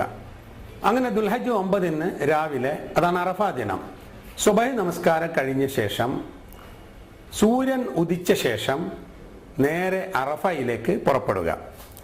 ഇത് ദുൽഹജ്ജ് 8 ഒരാൾ മിനയിലേക്ക് വരാതെ മക്കയിൽ അയാളുടെ താമസ സ്ഥലത്ത് നിന്ന് ഇഹ്റാം ചെയ്ത് നേരെ അറഫയിലേക്ക് എത്തിയാലും മതിയാവുന്നതാണ്. അറഫയിലേക്ക് പുറപ്പെട്ട് ദുൽഹജ്ജ് 9 ളുഹർ ആയത് മുതൽക്കാണ് അറഫയിൽ നിൽക്കേണ്ട സമയം. അറഫ ദിനം വളരെ പ്രധാനമാണ്. അന്ന് നമുക്ക് ചെയ്യാനുള്ളത് അറഫയിൽ ളുഹറും അസറും ജമ്മും കസറുമാക്കിയാണ് നമസ്കരിക്കുക. അറഫ പള്ളിയിൽ മസ്ജിദ് നമിറയിൽ ആദ്യമായി ബാങ്ക് കൊടുത്ത് ഇഖാമത്ത് കൊടുത്ത് 2 റക്അത്ത് ളുഹർ നമസ്കരിക്കും. വീണ്ടും ഇഖാമത്ത് കൊടുത്ത് 2 റക്അത്ത് അസറും നമസ്കരിക്കും. ആ നമസ്കാരത്തോടനുബന്ധമായി ഇമാമിൻ്റെ ദീർഘമായ ഒരു ഉപദേശവും ഉണ്ടാകും, ഒരു ഖുത്ബയും ഉണ്ടാകും. അതിൽ ഹജ്ജ് കാര്യങ്ങളെക്കുറിച്ചും മുസ്ലിമീങ്ങൾ സൂക്ഷിച്ചു പോരേണ്ട മര്യാദകളെക്കുറിച്ചും അവരുടെ വിശ്വാസങ്ങളെക്കുറിച്ചും എല്ലാം ഇമാം വിശദമായി സംസാരിക്കും. പിന്നീട് നമ്മൾ അറഫയിൽ നിൽക്കലാണ്, വുഖൂഫ് അറഫ. മഗ്രിബ് വരെയും സൂര്യൻ അസ്തമിക്കുന്നത് വരെയും നാം അറഫയിൽ കഴിയണം. അറഫയിൽ കഴിയുന്ന സന്ദർഭത്തിൽ ധാരാളമായി പ്രാർത്ഥിക്കണം. അൽ ഹജ്ജു അറഫ എന്ന് നബി തിരുമേനി സല്ലല്ലാഹു അലൈഹി വസല്ലം പറഞ്ഞിട്ടുണ്ട്. അറഫ, ഹജ്ജ് അറഫയാകുന്നു എന്ന്. ഏറ്റവും പ്രധാന ഘടകം അതാണ്. ആ ദിവസം അല്പസമയമെങ്കിലും ഈ നേരത്ത് ഒരാൾ അറഫയിൽ ഇല്ലാതിരുന്നാൽ അയാൾക്ക് ഹജ്ജ് നഷ്ടപ്പെടും. അറഫയിൽ നിൽക്കുന്നത് അന്നത്തെ ളുഹറിന് ശേഷം മഗ്രിബ് കൂടി, സൂര്യൻ അസ്തമിക്കുന്ന സമയം കൂടി അവിടെ നിൽക്കുക എന്നത് ഹജ്ജിൻ്റെ വാജിബുകളിൽ പെട്ടതാണ്. അതിൽ സൂര്യൻ അസ്തമിക്കുന്നത് വരെ നിന്നില്ലെങ്കിൽ ഒരു വാജിബ് നഷ്ടപ്പെട്ടതിൻ്റെ പേരിൽ അവൻ ഫിദിയ നൽകേണ്ടതുമാണ്. ഏതായാലും അറഫ സമയം വളരെ പ്രധാനപ്പെട്ടതാണ് എന്ന് ഹാജിമാർ മനസ്സിലാക്കണം. ധാരാളമായി പ്രാർത്ഥിച്ചുകൊണ്ടിരിക്കണം, ധാരാളമായി ദിക്റുകൾ ചൊല്ലണം, തൗബ ചെയ്യണം, ഇസ്തിഗ്ഫാർ നടത്തണം. നമ്മുടെ ദുനിയാവിലെയും ആഖിറത്തിലെയും നന്മയ്ക്ക് വേണ്ടി നാം ദുആ ചെയ്യണം. നമ്മുടെ മാതാപിതാക്കളുടെയും നമ്മുടെ മക്കളുടെയും നമ്മുടെ ഇണകളുടെയും നമ്മുടെ ബന്ധുക്കളുടെയും നമ്മോട് ദുആ ചെയ്യണമെന്ന് വസിയത്ത് ചെയ്തിട്ടുള്ള ആളുകളുടെയും എല്ലാവരുടെയും നന്മയ്ക്ക് വേണ്ടി, നമ്മുടെ എല്ലാവരുടെയും ആവശ്യങ്ങൾ പൂർത്തീകരിച്ച് കിട്ടുന്നതിന് വേണ്ടി നാം അള്ളാഹുവിനോട് പ്രാർത്ഥിച്ചുകൊണ്ടേയിരിക്കണം. وأبوء لك بنعمتك علي وأبوء بذنبي فاغفر لي إنه لا يغفر الذنوب إلا أنت. അറഫയിൽ വെച്ച് നബി സല്ലല്ലാഹു അലൈഹി വസല്ലം ഏറ്റവും പ്രാർത്ഥിച്ചത് ലാ ഇലാഹ ഇല്ലല്ലാഹു വഹ്ദഹു ലാ ശരീക ലഹു ലഹുൽ മുൽക്കു വലഹുൽ ഹംദു വഹുവ അലാ കുല്ലി ഷൈഇൻ ഖദീർ. അല്ലാഹു അല്ലാതെ ഒരു ആരാധ്യനില്ല, അവൻ ഏകനാകുന്നു, അവന് പങ്കുകാരില്ല, അവനാണ് ആധിപത്യം, അവനാണ് സ്തുതി, അവൻ എല്ലാറ്റിനും കഴിയുന്നവനാണ് എന്ന ഈ ദിക്ർ ധാരാളമായി ചൊല്ലണം. അറഫയെപ്പറ്റി നബി സല്ലല്ലാഹു അലൈഹി വസല്ലം പറഞ്ഞിട്ടുള്ളത് അത് ദിവസങ്ങളിൽ വെച്ച് ഏറ്റവും ശ്രേഷ്ഠമായ ദിവസമാണ് എന്നാണ്. അറഫയിൽ നിൽക്കുമ്പോൾ പ്രത്യേകം ശ്രദ്ധിക്കേണ്ട ചില കാര്യങ്ങളുണ്ട്. അതിലൊന്ന്, നാം നിൽക്കുന്നത് അറഫയിൽ തന്നെയാണ് എന്ന് ഉറപ്പുവരുത്തണം. അറഫയുടെ അതിർത്തികൾ അവിടെ അടയാളപ്പെടുത്തിയിട്ടുണ്ട്. നമിറ പള്ളിയുടെ ഖിബലയുടെ ഭാഗം അറഫയിലല്ല. അപ്പോൾ അതിൻ്റെ ഖിബലയുടെ എതിർഭാഗത്താണ് നാം നിൽക്കേണ്ടത്. പള്ളിയിലും അടയാളപ്പെടുത്തിയിട്ടുണ്ട്. മറ്റൊന്ന്, അറഫയിൽ നിൽക്കുന്ന സമയത്ത് അറഫയിലുള്ള ജബലുർ റഹ്മയിൽ കയറിപ്പോകുന്ന ചില ആളുകളുണ്ട്. അവിടെ കയറിപ്പോകുന്നതും തിക്കിത്തിരക്കുന്നതും അതുമൂലം അപകടമുണ്ടാകുന്നതും സാധാരണയാണ്. അതിന് യാതൊരു ആവശ്യവുമില്ല. നബി സല്ലല്ലാഹു അലൈഹി വസല്ലമ അറഫയിൽ നിന്നത് ആ മലയുടെ താഴെയാണ്. അതുകൊണ്ട് തന്നെ ആ മലയിൽ കയറുക പുണ്യമുള്ളതല്ല. ആരെങ്കിലും ചെയ്യുന്നു എന്ന് വിചാരിച്ച് നമ്മൾ അതിന് ശ്രമിക്കേണ്ടതുമില്ല. അന്ന് മഗ്രിബ് സമയമാകുന്നത് വരെയും അറഫയിൽ നിന്ന് കഴിഞ്ഞ ശേഷം അവിടെ നിന്ന് നാം മുസ്ദലിഫയിലേക്ക് പുറപ്പെടുക. മുസ്ദലിഫയിലേക്ക് തിരിച്ചു വരുമ്പോൾ മഗ്രിബ് നമസ്കരിക്കേണ്ടത് മുസ്ദലിഫയിൽ എത്തിയ ശേഷമാണ്. അങ്ങനെയാണ് നബി സല്ലല്ലാഹു അലൈഹി വസല്ലമ ചെയ്തിട്ടുള്ളത്.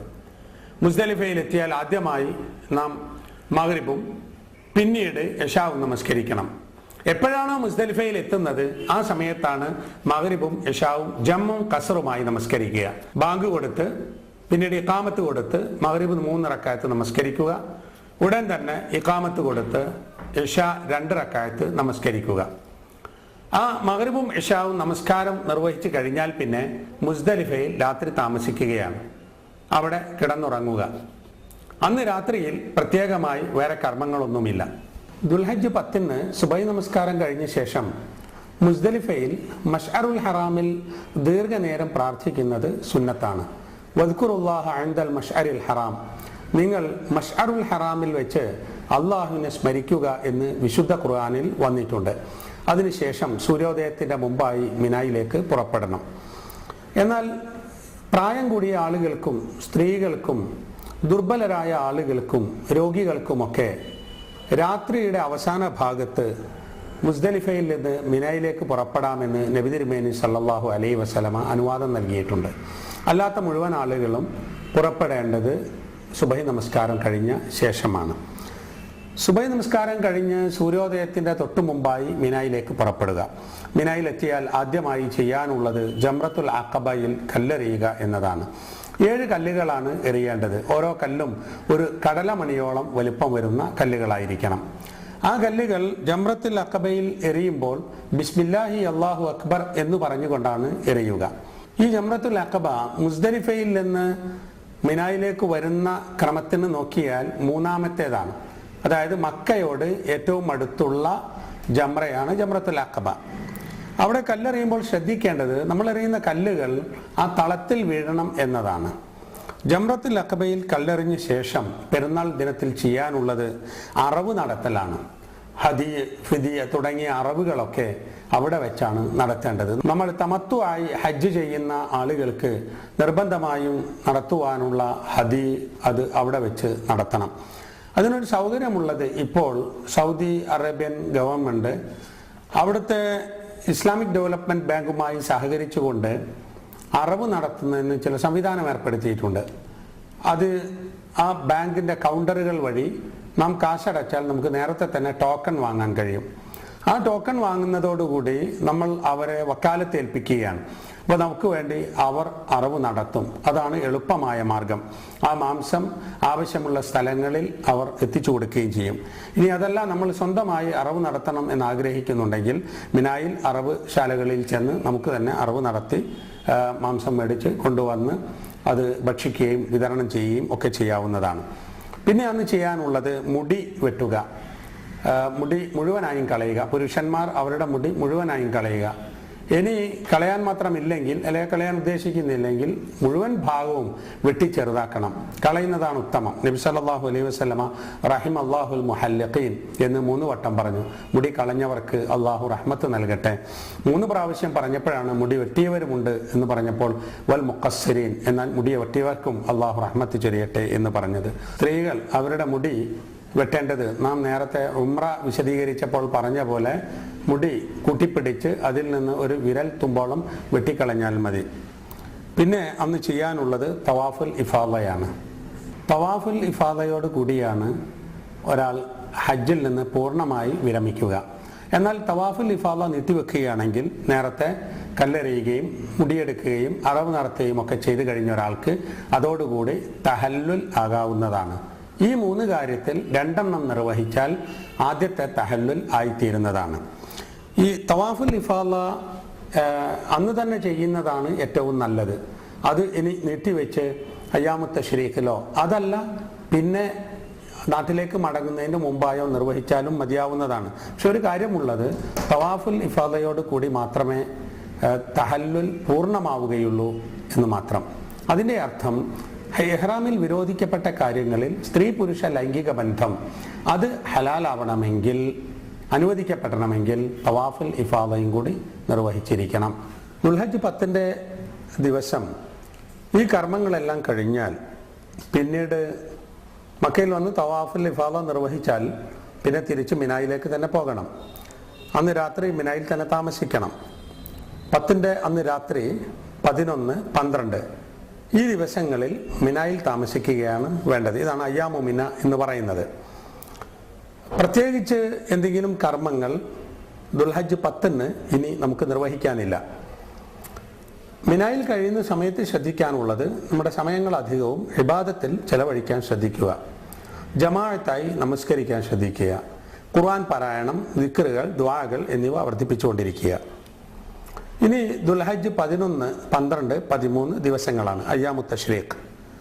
ഈ ദിവസങ്ങളിൽ മിനായിൽ നിർവഹിക്കുവാനുള്ള ഹജ്ജിൻ്റെതായുള്ള കർമ്മം ജംറകളിൽ കല്ലെറിയുക എന്നതാണ്. ദുൽഹജ്ജ് 11, 12, 13 എന്നീ ദിവസങ്ങളിൽ ളുഹറായ ശേഷമാണ് ജംറകളിൽ കല്ലെറിയുന്നത്. 3 ജംറകളിലും ഈ ദിവസങ്ങളിൽ കല്ലെറിയണം. ജംറത്തുൽ ഊല, ജംറത്തുൽ വുസ്ത, ജംറത്തുൽ അഖബ ഈ 3 സ്ഥലങ്ങളിലും കല്ലേറ് നടത്തണം. കല്ലെറിയുന്നത് ഓരോ സ്ഥലത്തും 7 വീതം കല്ലുകളാണ്. ആ കല്ലുകൾ കല്ലെറിയുന്ന സ്ഥലത്തുള്ള തളത്തിലാണ് വീഴേണ്ടത്. അവിടെ തിക്കും തിരക്കും ഉണ്ടാക്കാതിരിക്കാൻ നമ്മൾ പ്രത്യേകം ശ്രദ്ധിക്കണം. നല്ല തിരക്കുള്ള സമയമാണെങ്കിൽ നാം മാറി നിൽക്കുകയും നമുക്ക് സൗകര്യത്തിന് എറിയാൻ കഴിയുന്ന സന്ദർഭം നോക്കിപ്പോയി എറിയുകയും ചെയ്യണം. കല്ലെറിയുന്ന സമയത്ത് ചില ആളുകൾ അനാവശ്യമായി ബഹളമുണ്ടാക്കുകയും അതൊരു പ്രതികാരം തീർക്കുന്ന വിധത്തിൽ എറിയുന്നതും കാണാറുണ്ട്. വലിയ വസ്തുക്കൾ എന്തെങ്കിലും എടുത്തെറിയുക, ചെരുപ്പുകൾ എടുത്തെറിയുക തുടങ്ങിയ കാര്യങ്ങൾ അതൊക്കെ വർജ്യമാണ്, നമ്മൾ ചെയ്യാൻ പാടില്ലാത്ത കാര്യങ്ങളാണ്. 1ാമത്തെയും 2ാമത്തെയും ജംറകളിൽ കല്ലെറിഞ്ഞ ശേഷം അല്പം മാറി ഇടത്തോട്ട് നിന്ന് ഖിബ്ലക്ക് നേരെ നിന്ന് പ്രാർത്ഥിക്കുന്നത് സുന്നത്താണ്. നബി സല്ലല്ലാഹു അലൈഹി വസല്ലമ അങ്ങനെ ചെയ്തിരുന്നു. എന്നാൽ 3ാമത്തെ ജംറത്തുൽ അഖബയിൽ എറിഞ്ഞ ശേഷം നേരെ പുറപ്പെടുകയാണ് ചെയ്യാറുള്ളത്. പകൽ എറിയാൻ കഴിയാതെ പോയ ഒരാൾക്ക് രാത്രിയിൽ കല്ല് എറിയാവുന്നതാണ്. അതുപോലെ ഒരു ദിവസത്തെ ഏറ് വിട്ടുപോയാൽ അത് അടുത്ത ദിവസം എറിഞ്ഞാൽ മതിയാവുന്നതാണ്. മിനായിൽ കല്ലെറിയുന്ന ദിവസങ്ങളിൽ ദുൽഹജ്ജ് 11, 12, 13 13 അവിടെ താമസിക്കാതെ പോരണമെന്ന് ഉദ്ദേശിക്കുന്ന ആളുകൾക്ക് ദുൽഹജ്ജ് 12 കല്ലെറിഞ്ഞ് പോരാവുന്നതാണ്. അപ്പോൾ ശ്രദ്ധിക്കേണ്ട ഒരു കാര്യം, ദുൽഹജ്ജ് 12 മതിയാക്കി പോരണം എന്നാഗ്രഹിക്കുന്നുവെങ്കിൽ അന്ന് കല്ലേറ് കഴിഞ്ഞ് സൂര്യാസ്തമനത്തിൻ്റെ മുമ്പ്, ദുൽഹജ്ജ് 12 സൂര്യാസ്തമനത്തിൻ്റെ മുമ്പായി മിനായുടെ അതിർത്തി വിട്ട് പോകേണ്ടതാണ്. ഖുർആനിൽ അങ്ങനെ ചെയ്യാമെന്നതിന്, അതായത് 12 അന്ന് ആ 2 ദിവസം കൊണ്ട് അവസാനിപ്പിച്ച് പോരാമെന്ന് ഖുർആൻ പ്രത്യേകം പറയുന്നുണ്ട്. വദ്കുറുല്ലാഹ ഫീ അയ്യാമിൻ മഅദൂദാത്ത് വമൻ തഅജ്ജല ഫീ യൗമൈനി ഫലാ ഇസ്മ അലൈഹി വമൻ തഅഖറ ഫലാ ഇസ്മ അലൈഹി ലിമൻ ഇത്തഖ. ആരെങ്കിലും 2 ദിവസം കൊണ്ട് മതിയാക്കി വേഗത്തിൽ പോകുന്നുവെങ്കിൽ അതിൽ കുറ്റമില്ല. അതല്ല 3 ദിവസം, അതായത് കൂടുതൽ തഖ്വ പ്രകടിപ്പിക്കുന്ന ആളുകൾക്ക് 3 ദിവസം അവിടെ നിന്നുകൊണ്ട് പിന്തിച്ചു നിൽക്കുന്നുവെങ്കിൽ അതിനും കുറ്റമില്ല എന്ന് ഖുർആൻ പറയുന്നു. അതാണ് ഏറ്റവും നല്ലത് എന്ന് മാത്രം. അപ്പോൾ നമ്മൾ ശ്രദ്ധിക്കേണ്ടത്, നാം ഹജ്ജിന് പോകുമ്പോൾ നമ്മുടെ കൂടെയുള്ള ആളുകൾ, ആ ടീം അവരെന്നാണ് പോകുന്നത്. ഒരാൾക്ക് മാത്രം അവിടെ നിൽക്കാൻ പ്രയാസമാകും. അവിടെ ടെൻറ്റുകൾ ചിലപ്പോൾ പൊളിച്ചു തുടങ്ങും. അതിനാൽ ദുൽഹജ്ജ് 13 കൂടി കല്ലെറിഞ്ഞ ശേഷമാണ് പോരുന്നത് എന്ന് തീരുമാനിച്ച ആളുകൾ ഒരു സംഘമായി തന്നെ ബന്ധപ്പെട്ട ആളുകൾ മുൻകൂട്ടി വിവരം അറിയിക്കേണ്ടതാണ്. മറ്റ് 13 ദിവസം അവസാനം ബുദ്ധിമുട്ടും. 12 തന്നെ കല്ലെറിഞ്ഞ് പോരാൻ ഉദ്ദേശിക്കുന്ന ആളുകൾ 12 ളുഹർ ആയ ശേഷം കല്ലേറ് നടത്തി മഗ്രിബ് ആകുന്നതിന് മുമ്പ് മിനായുടെ അതിർത്തി വിട്ട് പോരേണ്ടതാണ്. ഇനി ഹജ്ജിൻ്റെ പ്രധാന കർമ്മങ്ങൾ ഇതോടുകൂടി അവസാനിക്കുകയാണ്. ഇനി ചെയ്യാനുള്ളത്, അവസാനമായി മക്കയിൽ നിന്ന് നമ്മൾ നാട്ടിലേക്ക് തിരിച്ചു പോകുന്ന സന്ദർഭത്തിൽ ചെയ്യുന്ന തവാഫുൽ വദാ. വിടവാങ്ങൽ തവാഫാണ്. സാധാരണ തവാഫ് പോലെ സാധാരണ വസ്ത്രത്തിൽ തന്നെ ഹജറുൽ അസ്വദിൽ നിന്ന് ആരംഭിച്ച് 7 തവണ തവാഫ് ചെയ്യുക. നേരത്തെ തവാഫിൻ്റെ നിബന്ധനകൾ പറഞ്ഞു. വുളു എടുത്തായിരിക്കണം തവാഫ് ചെയ്യുന്നത്. അത് തവാഫിൻ്റെ ഷർത്തുകളിൽ പെട്ടതാണ്. തവാഫ് ചെയ്യുമ്പോൾ പ്രാർത്ഥിക്കണം, തവാഫ് ചെയ്യുമ്പോൾ ദിക്റുകളും ദുആകളും ചെയ്യണം. വീണ്ടും നമുക്ക് ഹജ്ജിന് തിരിച്ചു ചെല്ലാനുള്ള തൗഫീക്കിന് വേണ്ടി പ്രാർത്ഥിക്കണം. അങ്ങനെ നമ്മുടെ ആഗ്രഹങ്ങൾ, ദുനിയാവിലെയും ആഖിറത്തിലെയും നന്മയ്ക്ക് വേണ്ടിയുള്ള ആഗ്രഹങ്ങളെല്ലാം നമ്മൾ ആ തവാഫിൽ പ്രാർത്ഥിക്കാം. അവസാനമായി നാം നാട്ടിലേക്ക് പുറപ്പെടുമ്പോൾ നിർവഹിക്കുന്ന ഈ തവാഫുൽ വദാ, അത് നിർവഹിക്കാൻ കഴിയാത്ത പ്രതിബന്ധമുള്ള ആളുകൾ, ഉദാഹരണത്തിന് ആർത്തവരക്തം, പ്രസവരക്തം എന്നിവയുള്ള സ്ത്രീകൾ, അവർക്ക് ആ തവാഫ് ചെയ്യേണ്ടതില്ല. അവർ ആ തവാഫ് ചെയ്യാതെ നാട്ടിലേക്ക് മടങ്ങിയാൽ മതിയാവുന്നതാണ്. തവാഫുൽ വദാഇ ചെയ്യുമ്പോൾ ശ്രദ്ധിക്കേണ്ട ഒരു കാര്യം, നമ്മുടെ നാട്ടിലേക്ക് പോരാനുള്ള കാര്യങ്ങളെല്ലാം ശരിപ്പെടുത്തി വെച്ച് അവസാനമാണ് അത് ചെയ്യേണ്ടത്. അങ്ങനെ അവസാനമായി നമ്മൾ തവാഫ് ചെയ്ത ശേഷവും ഉണ്ടാകുന്ന അവിചാരിതമായി വരുന്ന ചെറിയ ചെറിയ താമസങ്ങൾക്ക് പ്രശ്നമുണ്ടാകില്ല. പക്ഷേ വീണ്ടും ഒരു ദിവസമോ അതുപോലെ ദീർഘമായ നിലക്കോ നീണ്ടുപോവുകയാണെങ്കിൽ പിന്നീട് തവാഫുൽ വദാ വീണ്ടും നിർവഹിക്കേണ്ടതാണ്. ഇത്രയുമാണ് ഹജ്ജ് കാര്യവുമായി ബന്ധപ്പെട്ടിട്ടുള്ള കാര്യങ്ങൾ. ഹജ്ജ് കർമ്മത്തിന് പോകുന്ന സന്ദർഭത്തിൽ കൂടുതലായി പഠിക്കുവാൻ ശ്രദ്ധിക്കണം എന്ന് ഓർമ്മപ്പെടുത്തുകയാണ്. ഹജ്ജിന് വേണ്ടി മക്കയിലെത്തിയ ആളുകൾക്ക് മദീന സന്ദർശിക്കുവാനുള്ള അവസരമുണ്ടാകും.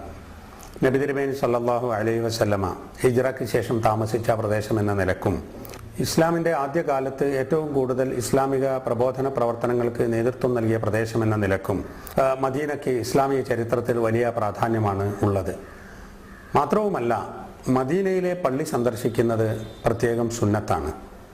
ആകെ മുസ്ലിങ്ങൾക്ക് പുണ്യമുദ്ദേശിച്ചുകൊണ്ടുള്ള യാത്ര തന്നെ 3 സ്ഥലത്തേക്ക് മാത്രമേ പാടുള്ളൂ.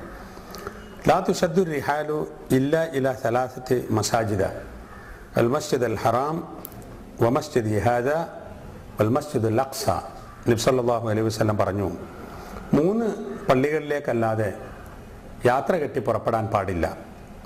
ഒന്ന് മസ്ജിദുൽ ഹറാം, മറ്റൊന്ന് എൻ്റെ ഈ പള്ളി മദീന പള്ളി, മറ്റൊന്ന് മസ്ജിദ് അൽ അഖ്സ ബൈത്തുൽ മഖ്ദസിലെ മസ്ജിദ് അൽ അഖ്സ. ഈ 3 സ്ഥലങ്ങളിലേക്ക് മാത്രമേ പുണ്യമുദ്ദേശിച്ചുകൊണ്ടുള്ള യാത്ര പാടുള്ളൂ. അതുകൊണ്ട് തന്നെ മദീന സന്ദർശനം പുണ്യകരമാണ്. മദീന പള്ളിയിലുള്ള നമസ്കാരം വളരെ പുണ്യമുള്ളതാണ്. പക്ഷേ ഈ മദീന സന്ദർശനം ഹജ്ജിൻ്റെ ഒരു നിബന്ധനയോ ഹജ്ജിൻ്റെ കർമ്മങ്ങളിൽപ്പെട്ടതോ അല്ല. മദീനത്തെ പള്ളിയിൽ നമസ്കരിക്കുന്നത് സാധാരണ മറ്റു പള്ളികളിൽ നമസ്കരിക്കുന്നതിനേക്കാൾ 1000 ഇരട്ടി പ്രതിഫലമുള്ള ഒരു കാര്യമാണ്. ആ നിലക്ക് അതിൻ്റെ പുണ്യമുണ്ട്. മദീനയിലെത്തിയാൽ ആദ്യം ചെയ്യേണ്ടത് നാം വുദുവെടുത്ത ശേഷം പള്ളിയിൽ ചെന്ന് നമസ്കരിക്കലാണ്. പള്ളിയിൽ വലതുകാൽ വെച്ചുകൊണ്ട് പ്രവേശിക്കുക. പള്ളിയിൽ പ്രവേശിക്കുമ്പോഴുള്ള അല്ലാഹു മഫ്തഹ് ലി അബ്വാബ റഹ്മതിക എന്ന പ്രാർത്ഥന പറയുക. ഏതൊരു പള്ളിയിലും നമ്മൾ സന്ദർശിക്കുമ്പോൾ ആദ്യമായി നിർവഹിക്കുന്ന സലാത്തു തഹിയ്യത്ത്, പള്ളിയിൽ പ്രവേശിച്ചാലുള്ള തഹിയ്യത്ത് നമസ്കാരം നിർവഹിക്കുക. മദീനത്തെ പള്ളിയിൽ ഒരു പ്രത്യേക സ്ഥലമുണ്ട്. നബി തിരുമേനി സല്ലല്ലാഹു അലൈഹി വസല്ലമയുടെ മിമ്പറിൻ്റെയും നബി സല്ലല്ലാഹു അലൈഹി വസല്ലമയുടെ വീടിൻ്റെയും ഇടയിലുള്ള സ്ഥലം. ആ സ്ഥലത്തിന് റൗള എന്ന് പറയും. റൗളത്തും മിൻ റിയാദിൽ ജന്ന, സ്വർഗത്തിൽ നിന്നുള്ള ഒരു തോട്ടമാകുന്നു അത് എന്ന്. അത് നബി സല്ലല്ലാഹു അലൈഹി വസല്ലമയുടെ വീടിൻ്റെയും നബി സല്ലല്ലാഹു അലൈഹി വസല്ലമയുടെ മിമ്പറിൻ്റെയും ഇടയിലുള്ള സ്ഥലമാണ്. അതാണ് റൗള എന്ന് പറയുന്നത്. ആ റൗളയിൽ ഈ സ്ഥലത്ത് ചെന്ന് നമസ്കരിക്കാം. അതിനുശേഷം നബി സല്ലല്ലാഹു അലൈഹി വസല്ലമയുടെ ഖബർ സന്ദർശിക്കാം. നബി സല്ലല്ലാഹു അലൈഹി വസല്ലമയുടെ ഖബർ സന്ദർശിക്കുമ്പോൾ അസ്സലാമു അലൈക അയ്യുഹൻ നബിയു വ റഹ്മത്തുള്ളാഹി വ ബറകാതുഹു എന്ന് പറയാം. സാധാരണ ഖബർ സന്ദർശിക്കുന്ന സമയത്ത് ഖബറിലുള്ള അത് മരിച്ചുപോയ ആളുകൾക്ക് സലാം പറയുക എന്നത് ഇസ്ലാമിൽ സുന്നത്താണ്.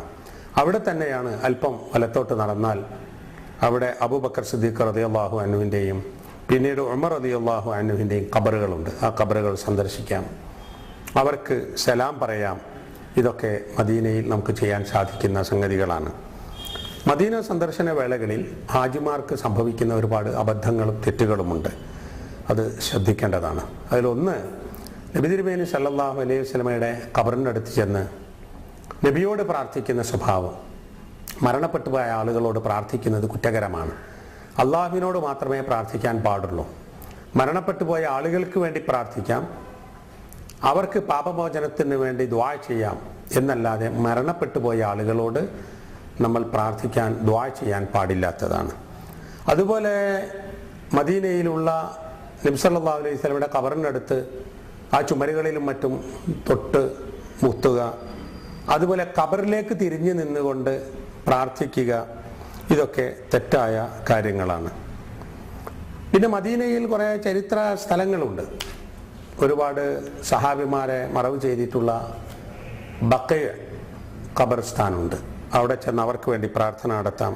അസ്സലാമു അലൈക്കും അഹ്ല ദിയാരി മിനൽ മുഅ്മിനീന വൽ മുസ്ലിമീൻ, മുസ്ലിങ്ങളിൽപ്പെട്ട മുഅ്മിനീങ്ങളിൽപ്പെട്ട ഇവിടെ മറവടക്കപ്പെട്ട ആളുകളെ, നിങ്ങൾക്ക് അള്ളാഹുവിൻ്റെ സലാം എന്ന് പറഞ്ഞുകൊണ്ട് അവിടെ സന്ദർശിക്കാം. പിന്നെ മദീനയിലെ ദിവസങ്ങൾ നാം ശ്രദ്ധിക്കേണ്ട ഒരു കാര്യം, മദീനയിലെ ദിവസങ്ങൾ നാം പള്ളിയിൽ തന്നെ ജമാഅത്തിൽ പങ്കെടുത്തും അവിടെ ചെന്ന് ഖുർആൻ പാരായണം ചെയ്തും ആ നിലക്ക് ചെലവഴിക്കാൻ നമ്മൾ ശ്രദ്ധിക്കേണ്ടതാണ്. ഇത്രയുമാണ് ഹജ്ജിൻ്റെ കർമ്മങ്ങളും മക്കയിലും മദീനയിലുമൊക്കെ നമ്മൾ ശ്രദ്ധിക്കേണ്ടതുമായ കാര്യങ്ങളായിട്ടുള്ളത്. വളരെയധികം നമ്മൾ ശ്രദ്ധിക്കേണ്ട ഒരു കാര്യം, ഇതൊരു മഹത്തായ ആരാധനയാണെന്നും ഇതിൽ യാതൊരു വിധത്തിലുള്ള പൊങ്ങച്ചവും ലോകമാന്യവും ഉണ്ടാവാൻ പാടില്ല എന്നും നമ്മൾ മനസ്സിലാക്കണം. ഹജ്ജ് ചെയ്തതിൻ്റെ ഫലമായി നമുക്ക് ലഭിക്കേണ്ടത് അള്ളാഹുവിൽ നിന്നുള്ള പ്രതിഫലമാണ്. നമ്മുടെ പാപങ്ങൾ പൊറുക്കപ്പെടുവാനും നാളെ പരലോകത്ത് നമുക്ക് പുണ്യം ലഭിക്കുവാനും അതുവഴി സ്വർഗം നേടുവാനും ഒക്കെയാണല്ലോ നാം ഹജ്ജിന് പുറപ്പെടുന്നത്. നമ്മുടെ ഹജ്ജ് മഖബൂലും മബ്റൂറുമായി തീരാൻ, അള്ളാഹു തആല സ്വീകരിക്കുന്ന പുണ്യകരമായ ഹജ്ജായി തീരുവാൻ നമ്മൾ പ്രാർത്ഥിക്കുകയും നമ്മൾ അങ്ങനെ ശ്രദ്ധിക്കുകയും ചെയ്യണം. ശരിക്കും അള്ളാഹു സ്വീകരിക്കുന്ന വിധത്തിലുള്ള ഹജ്ജ് കർമ്മമായി തീർന്നാൽ നമുക്ക് അതിന് സ്വർഗം പ്രതിഫലം ലഭിക്കുമെന്ന് നബി സല്ലല്ലാഹു അലൈഹി വസല്ലം പറഞ്ഞതാണ്. അൽ ഹജ്ജുൽ മബ്റൂർ ലൈസ ലഹു ജസാഉൻ ഇലൽ ജന്ന. അത് നാം പ്രത്യേകം ശ്രദ്ധിക്കണം. മറ്റൊന്ന്, ഹജ്ജ് യാത്രയിലുടനീളം നാം നിയമങ്ങൾ സൂക്ഷിക്കുകയും നിയമലംഘനം നടത്താതിരിക്കാൻ ശ്രദ്ധിക്കുകയും ചെയ്യണം. ഏതൊരു കാര്യമാണെങ്കിലും സർക്കാർ ഏർപ്പെടുത്തുന്ന നിയമങ്ങൾ, അതാത് പ്രദേശത്ത് നിലവിലുള്ള നിയമങ്ങൾ, അത് നമ്മൾ സൂക്ഷിക്കണം. നമ്മുടെ കൂടെയുള്ള ആളുകൾക്ക് സഹായം ചെയ്യാൻ ശ്രദ്ധിക്കണം. ദുർബലരായ ആളുകൾക്ക്, പ്രായമേറിയ ആളുകൾക്ക്, സ്ത്രീകൾക്ക്, കുട്ടികൾക്ക് ഒക്കെ, രോഗികൾക്കൊക്കെ നമ്മുടെ സഹായം ആവശ്യമുണ്ടാകും. അവരെ നമ്മൾ സഹായിക്കുവാനും എല്ലാ സന്ദർഭത്തിലും അവരെ സേവിക്കുവാനും വേണ്ടി നമ്മൾ ശ്രദ്ധിക്കേണ്ടതാണ്. ഹജ്ജ് കഴിഞ്ഞ് തിരിച്ചു വരുമ്പോൾ കൂടുതൽ ഈമാനും കൂടുതൽ തഖ്വയുമുള്ള നല്ല മനുഷ്യരായിത്തീരാൻ നാം ശ്രദ്ധിക്കണം. നമ്മുടെ മനസ്സിൽ നിന്ന് പകയും വിദ്വേഷവും അന്യരോടുള്ള വെറുപ്പും അതുപോലുള്ള ചീത്ത വിചാരങ്ങളുമൊക്കെ ഒഴിവാക്കി, ഞാൻ ഹജ്ജ് നിർവഹിച്ച ഒരാളാണ്, പരിശുദ്ധ മക്കയും മദീനയും സന്ദർശിച്ച് തിരിച്ചു വന്ന ഒരാളാണ്, മക്കയിൽ ചെന്ന് തവാഫ് ചെയ്തിട്ടുള്ള ആളാണ്, നബി സല്ലല്ലാഹു അലൈഹി വസല്ലമ ജീവിച്ച പ്രദേശങ്ങൾ കണ്ണുകൊണ്ട് കണ്ട് തൃപ്തി വന്ന ഒരു മനുഷ്യനാണ് എന്ന നിലക്ക് നമുക്ക് നമ്മുടെ ഈമാനും തഖ്വയും നമ്മുടെ ദീനിനോടുള്ള പ്രതിബദ്ധതയുമൊക്കെ വളരെ കൂടുതലായി നമുക്കുണ്ടാവണം. ഈ ലോകത്തെ നമ്മുടെ ജീവിതം അത് നൈമിഷികമാണ്. അതിനുശേഷമുള്ള ജീവിതമാണ് വലുത്, പരലോകം. ആ പരലോകത്ത് വിജയം നേടാൻ നാം ശ്രദ്ധിക്കുകയും ശ്രമിക്കുകയും ചെയ്യുക. നാം ഉൾക്കൊണ്ടിട്ടുള്ള ഇസ്ലാമിൻ്റെ സന്ദേശം ജീവിതത്തിൽ പകർത്തുകയും മറ്റുള്ളവർക്ക് എത്തിച്ചു കൊടുക്കുവാനുള്ള പ്രവർത്തനങ്ങളിൽ നാം പങ്കാളികളാവുകയും ചെയ്യുക. അല്ലാഹു സുബ്ഹാനഹു വ തആല നമ്മുടെ പാപങ്ങൾ നമുക്ക് പുറത്തു തരുമാറാകട്ടെ. ആമീൻ. അസ്സലാമു അലൈക്കും. لبيك اللهم لبيك لبيك لا شريك لك لبيك إن الحمد والنعمة لك والملك لا شريك لك.